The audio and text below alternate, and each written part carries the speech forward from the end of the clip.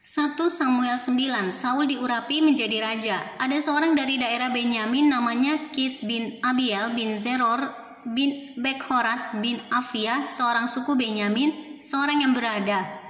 Orang ini ada anaknya laki-laki namanya Saul, seorang muda yang elok rupanya.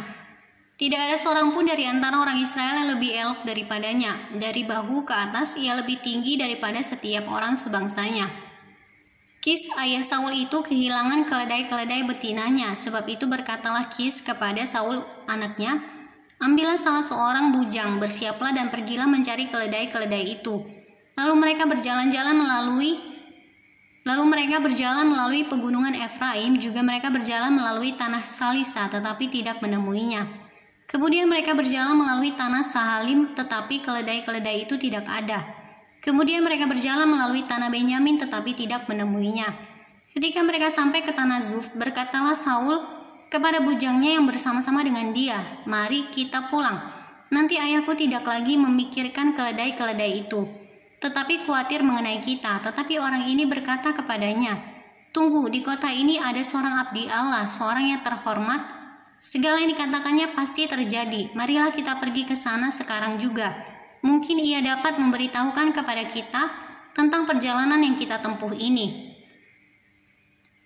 Jawab Saul kepada bujangnya itu, "Tetapi kalau kita pergi, apakah yang kita bawa kepada orang itu? Sebab roti di kantong kita telah habis, dan tidak ada pemberian untuk dibawa kepada abdi Allah itu.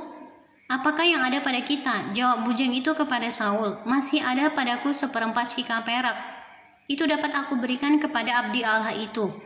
Maka ia akan memberitahukan kepada kita tentang perjalanan kita." Dahulu di antara orang Israel, apabila seseorang pergi menanyakan petunjuk Allah, ia berkata begini, "Mari kita pergi kepada pelihat," sebab nabi yang sekarang ini disebutkan dahulu pelihat. Kemudian berkatalah Saul kepada bujangnya itu, "Pikiranmu itu baik. Mari kita pergi." Maka pergilah mereka ke kota, ke tempat abdi Allah itu. Ketika mereka naik jalan pendakian ke kota itu, mereka bertemu dengan gadis-gadis yang keluar hendak menimba air. Mereka bertanya kepada gadis-gadis itu, "Pelihat ada di sini?" Jawab gadis-gadis itu kepada mereka, "Ya ada, baru saja ia mendahului kamu. Cepat-cepatlah sekarang, ia datang ke kota hari ini karena ada perjamuan korban untuk orang banyak di bukit pada hari ini. Apabila kamu masuk ke kota, kamu akan segera menjumpainya sebelum ia naik ke bukit untuk makan.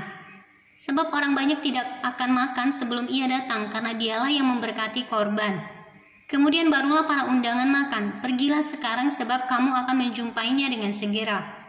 Maka naiklah mereka ke kota, dan ketika mereka masuk kota, Samuel yang berjalan keluar untuk naik ke bukit berpapasan dengan mereka. Tetapi Tuhan telah menyatakan kepada Samuel, "Sehari sebelum kedatangan Saul demikian, besok kira-kira waktu ini aku akan menyuruh kepadamu seorang laki-laki dari tanah Benyamin. Engkau akan mengurapi dia menjadi raja atas umatku Israel, dan ia akan menyelamatkan umatku dari tangan orang Filistin. Sebab aku telah memperhatikan sengsara umatku itu, karena teriakannya telah sampai kepadaku." Ketika Samuel melihat Saul, maka berfirmanlah Tuhan kepadanya, "Inilah orang yang kusebutkan kepadamu itu. Orang ini akan memegang tampuk pemerintahan atas umatku."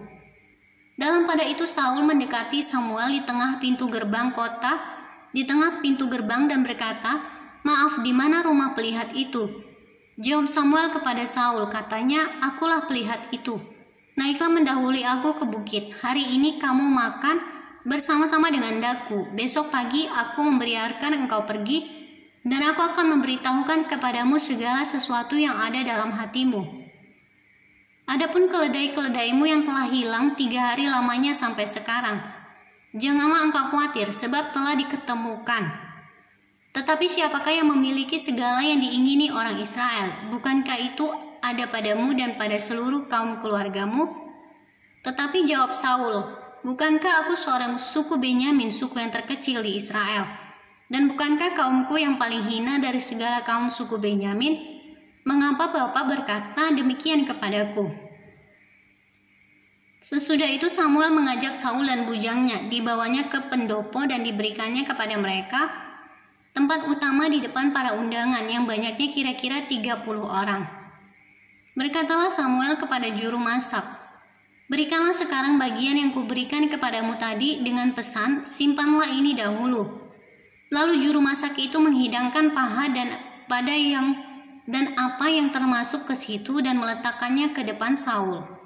Dan Samuel berkata, "Lihat, yang tinggal ini diletakkan ke depanmu. Makanlah sebab telah disimpan bagimu untuk perayaan ini."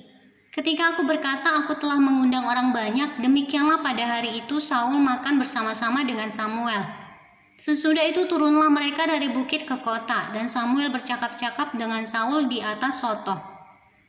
Mereka bangun pagi-pagi, dan ketika fajar menyingsing, Samuel memanggil Saul yang ada di atas soto itu, katanya, "Bangunlah, aku akan mengantarkan engkau." Lalu Saul bangun, dan mereka keduanya pergi keluar, yakni ia dan Samuel. Ketika mereka turun sampai ke ujung kota, berkatalah Samuel kepada mereka, "Katakanlah kepada